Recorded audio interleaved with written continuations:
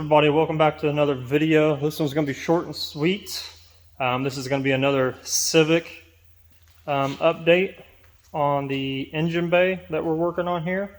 So I was able to get out the subframe from underneath the car. It honestly wasn't as bad as what I thought it was. The subframe itself does need to be replaced though. It's just got some spots on the underneath side of it where there was no way you could grind it down and fix it. It's way too much as far as the rust goes. It's just way too far gone.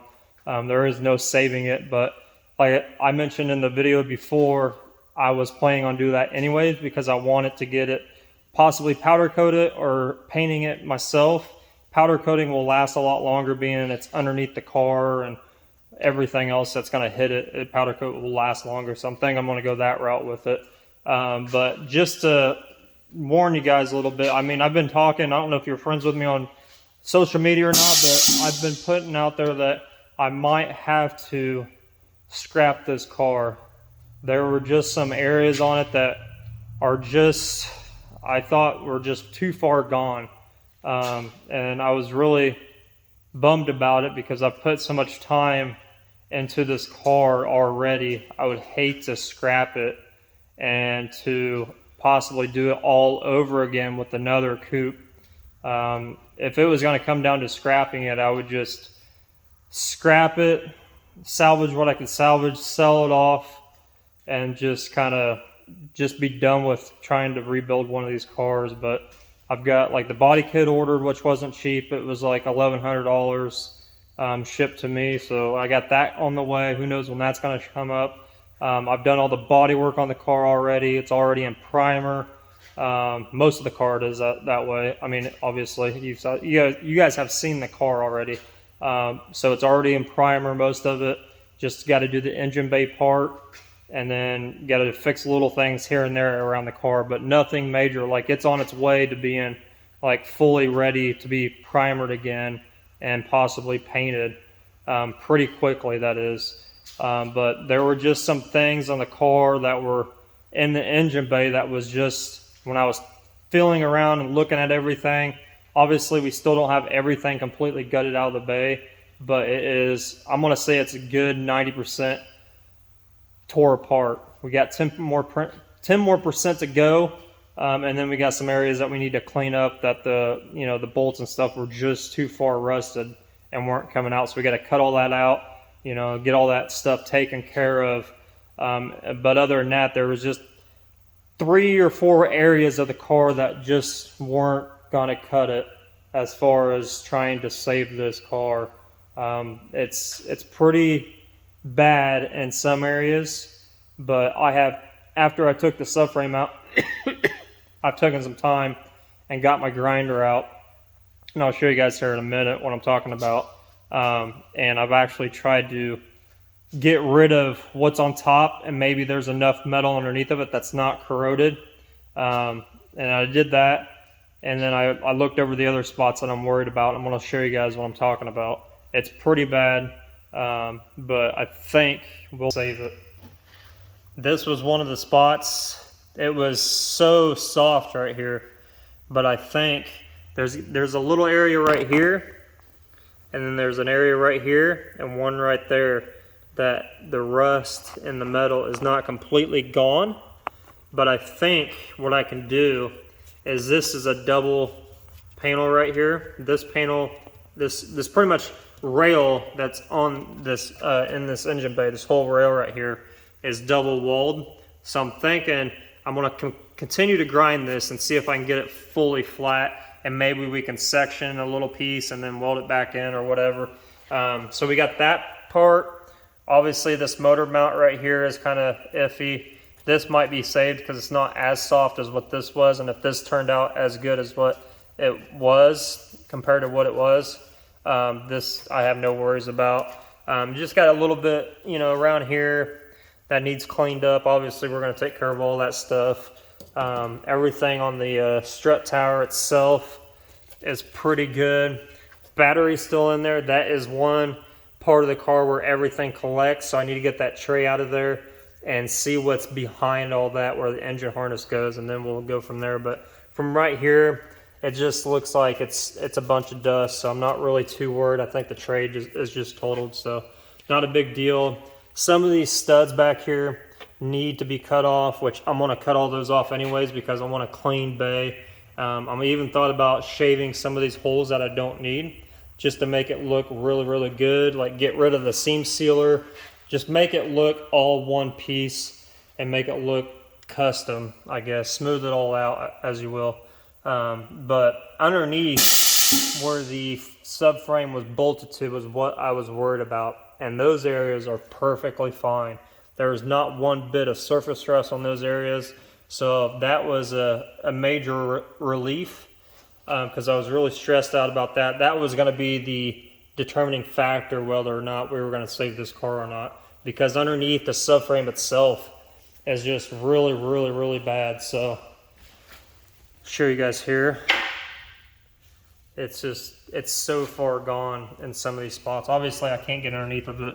I can show you guys right here a little bit of it, but all those brackets and everything that's bolted to it, and the area that's bolted to the car, and these areas right here, like you see right here, like it's so soft.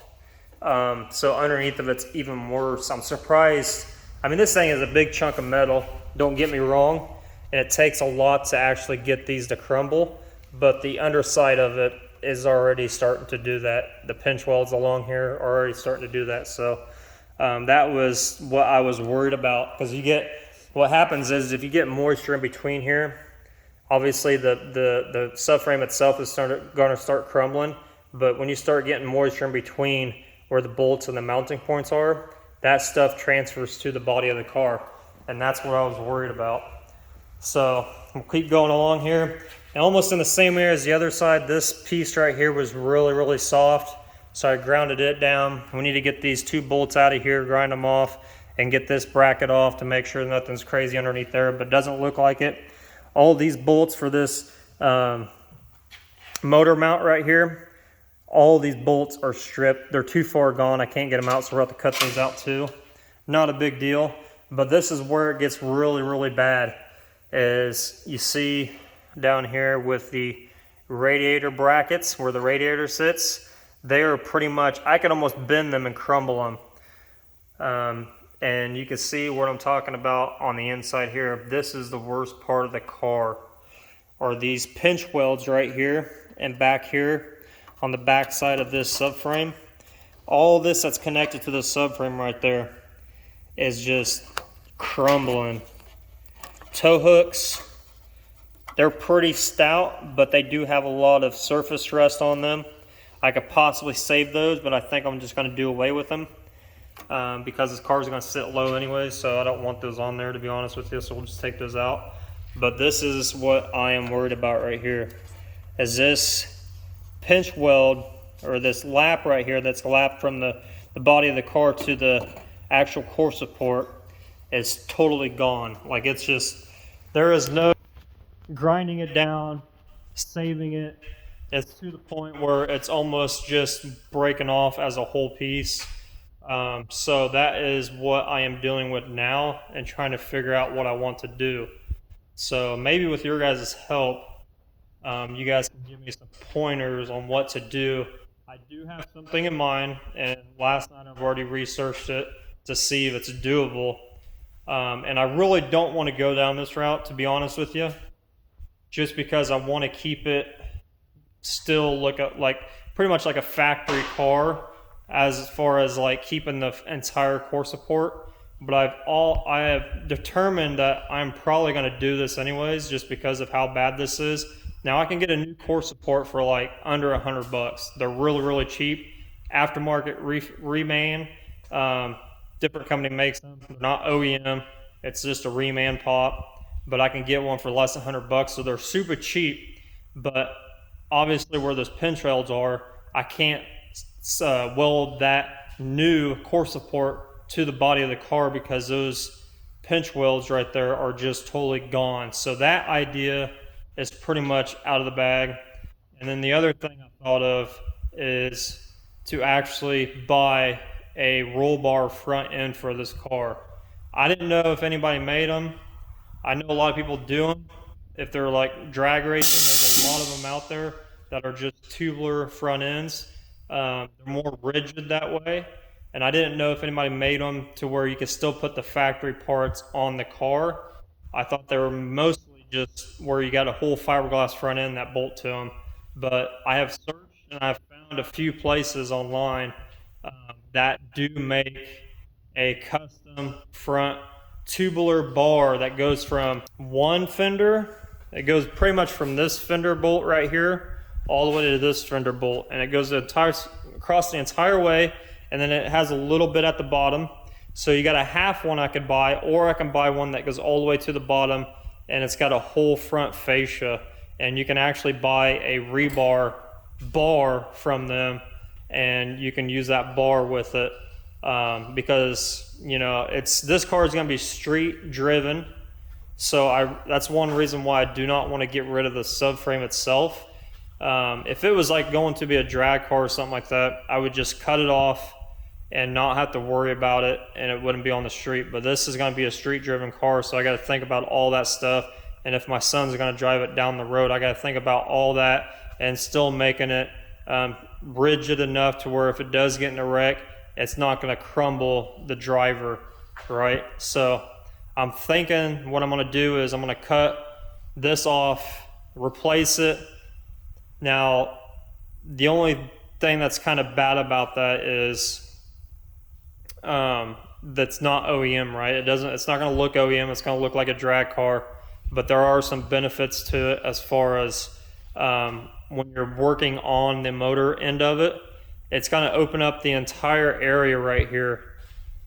We're pretty much cutting this entire thing out right here, all the way to these rails that's sticking out. So those are the only things that's going to stick out. All this is going to be gone. So when we go to put this motor back in, it's going to be super easy because we're going to have this big old hole right here to pop that motor in there without scratching everything. So that's one positive for it. And another positive is I found a company that does make those bars to where they have the mounting points still for not only for the headlights, but also for the bumper itself. So these right here are mounting points for the bumper. And if you know anything about these cars, they just mount to the fender and they mount to those points right there. And then these holes right here are for the grill. So that's the only thing I got to figure out is the grill portion of it. But if I can get a bar that has the mounting points for the bumper, I'm going to do that. The only side of that whole process is it's pretty expensive. It's not cheap. It's like the half bar I think is like $450, $500 depending on what company you go for. And if you want the entire full bar, it's like over $1,000. So it can get pretty expensive. It's just the full bar, you can actually buy the front crash bar for it too. That's why it makes it so expensive, because I think that crash part, that bar that goes in the middle that replaces the crash bar in the front, I think it's like $350 just by itself. So it's pretty expensive. It's close to $1,000 to do that, but I think that's probably the way to go to make this thing still have the support it needs in case of an accident or anything like that. So if you have any other ideas, let me know. I've been out of the Honda game for a long time. Be obsessed with these cars. I owned one. This is my very first car I ever had. So I owned one way back when I first got my driver's license, and I tore that thing apart all the way, motor swapped it. I did so much fiberglass interior work on it. I painted it. It got painted actually a few times. But I know these cars from the back of my hand, or I used to. Now, so much has changed. There's a lot of things that aren't available. So if you know anybody that does make those and they can actually make a legit one where the grill and everything can fit into it still, comment down below, because I'd be interested in buying one, because obviously we're going to have to go that route anyways. Can't just fix all that stuff and just put one back on there. It's not going to be right. So that is what I'm deciding to do is cutting this open, putting one of those rebars in, the whole front roll bar, half cage or whatever you want to call it, and then going from there, and then deleting a lot of the stuff that's in the engine bay, like this motor mount, really bad. Like this thing just crumbled. when I took it out. So this motor mount, the motor mount, that's for the transmission. There's one over there, the same area. That one's gonna get replaced. So yeah, it's just this is just too bad, honestly. It's too far gone. So we're gonna delete this. This is for like your power steering bracket and everything that holds onto it right there on the side. Actually, it's this right here that goes through it, but it was bad. It was just broken off. But that's what goes through that bottom one. So we're gonna get rid of. I'd like to still keep power steering, but we're gonna get rid of the AC compressor. There's AC's not gonna be in this car. I would like to keep the power steering, like I said. Might do something different later on, but we're far away from that. So you can tell what we need to do still. I need the booster out, the hydraulic stuff for the clutch out. This brake line stuff is pretty much out. I just got to disconnect it from the booster, and it can just kind of be pushed back. I am going to redo all that stuff. I want it to make it look cleaner, make it just better in the end. And then we got the battery tray and then the wiring harness. So, and then we got to cut all this stuff out. So we're really, really close. Obviously, I need to take the motor out for the wipers as well, wiper motor out. So we are really, really, really, really close to having this thing stripped. I think maybe by the weekend we'll have it all done, and then we can go from there. So that's it. All I got for an update, guys. Not much. Obviously, everything you saw on the subframe is going to get replaced. Motor mounts, every suspension part's going to get replaced. The calipers are going to get replaced. The steering rack's going to get replaced. The subframe itself is getting replaced. Everything in the engine bay, battery tray, everything is getting replaced. The engine harness, most of the engine harness is going to get replaced because we're going to do with the, something that's going to get tucked underneath the engine to where you're not going to see it. And then we're going to clean everything up and just shave it all, shave most of it, because I don't want any holes that's not going to be used in there. We're going to clean all this up, and it's going to be really cool. So stay tuned. I've got a lot coming. It's just really boring right now because I'm just tearing stuff apart. But until we get everything out of here, we can't actually start the body work and fabrication phase yet. So yeah, just stay tuned. I promise I'll have something really cool for you guys, and then we'll move on to the next step and getting that much closer to get this thing ready for paint. I'm excited. I can't wait. I'm really excited now because I think I can save this, make it that much better to where it's going to be a one-off, fully custom Honda Civic EK hat, or not a hatch. I was looking at hatches earlier when I said that, but it's a coupe. So if you like this kind of stuff, we don't see it very much anymore, and I'm bringing one back to life from the dead, and it's gonna be really, really cool. So stay tuned with me. We'll have more coming for you. See you later.